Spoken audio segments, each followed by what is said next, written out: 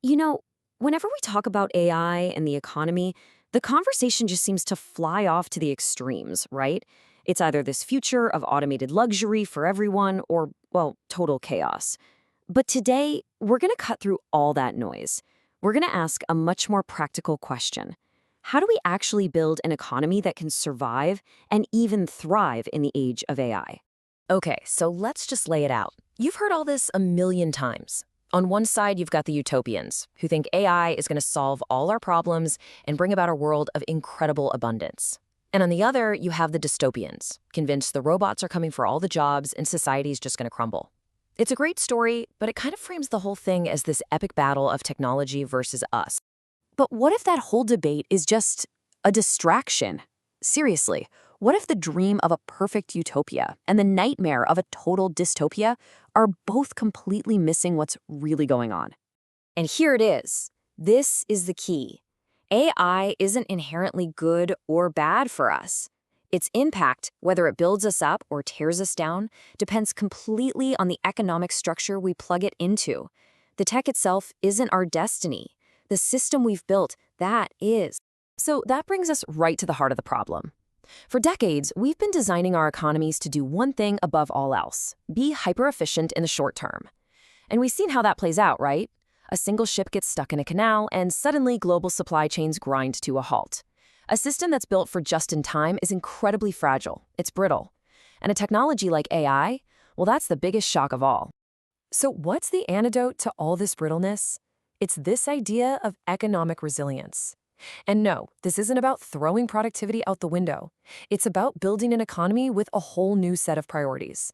Things like diversity, having backup systems, that's redundancy, being able to adapt on the fly, and always, always keeping humans in the loop. This really gets at the danger of what you could call an economic monoculture. I mean, think about it like a farm that only plants one single crop. It's super efficient until one specific pest comes along and wipes out the entire harvest. It's the same for an economy that over-specializes in, say, the service sector. It becomes incredibly fragile when a technology like AI, which just so happens to be a genius at that exact kind of work, shows up. To fix this, we have to do a complete 180 on how we think about things like redundancy. The old school efficiency model looks at a backup system or an extra person on the team and just sees waste. But a resilient model, it sees insurance. It's the buffer. It's the thing that lets you take a hit without the whole system falling apart. Okay, so if our current setup is way too brittle, how do we actually start building something stronger? Well, it all starts with getting the foundation right. There are a few core principles that can create a much, much more stable base for us to build on in this new era. So it really comes down to three foundational pillars. First up, economic diversity. That means we have to actively avoid that monoculture we were just talking about. We need a healthy mix of industries. Second, stable energy. The AI revolution is going to need a massive amount of power, so we have to start treating our energy grid like the critical strategic infrastructure it is, not just another commodity. And third, and this one is so, so important, meaningful human oversight. We have to design our systems so that the final critical judgment call always, always rests with a person. We just can't afford to outsource our responsibility.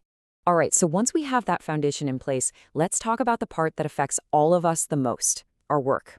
How do we build that same resilience into our jobs, into our careers, and into how we actually get paid for what we do? This is where all that theory has to get real and fast. This chart really lays out the path forward, doesn't it? Instead of trying to make people compete with AI at things like processing data, a game we're going to lose, we need to completely redesign work around our unique human strengths. Things like making tough judgment calls when you don't have all the facts, dealing with tricky ethical problems, and building real person-to-person trust. Honestly, this should be our mantra for the entire AI age. The whole point of automation should be to free us up from the boring, repetitive, soul-crushing stuff so that we can focus more of our brain power on the high-stakes work of making responsible decisions. It's about elevating our work, not getting rid of it. Okay, but let's be real for a second. This brings up a huge anxiety that a lot of people are feeling right now. If AI and automation are making companies flatter, more efficient, and with fewer managers, what happens to my career? Where's the path up anymore?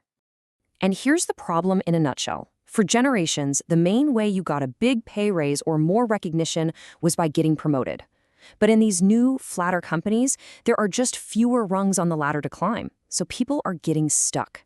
The resilient solution here is basically a new deal for everyone who works. We have to decouple pay from promotions. So imagine a system where you get automatic pay increases for your years of service, for your loyalty and experience, or where you get bonuses that are directly tied to the productivity gains the company gets from using AI.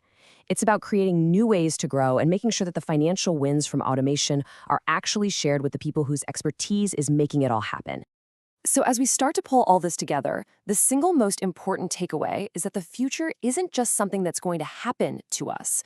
The kind of AI-driven economy we end up with will be a direct result of the choices we make and the systems we design, starting right now. And that means we've got to rethink some big social structures. Our education system needs to shift its focus away from just collecting credentials and toward building real-world competence and the ability to adapt. For AI governance, we need crystal clear rules that make sure a human is always on the hook for what a system does.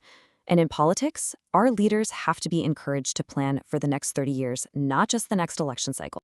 If you remember one single thing from this entire explainer, please let it be this. The technology itself is not going to decide our future. The economic and social structures we choose to build around that technology, that will decide everything. So, in the end, a resilient economy is one that values a whole lot more than just pure razor-thin efficiency.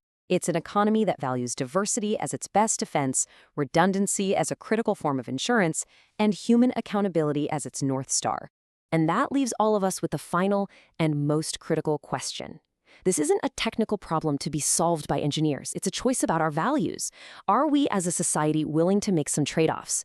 Are we willing to exchange some short-term efficiency for long-term stability and resilience? That's the real challenge of the AI age.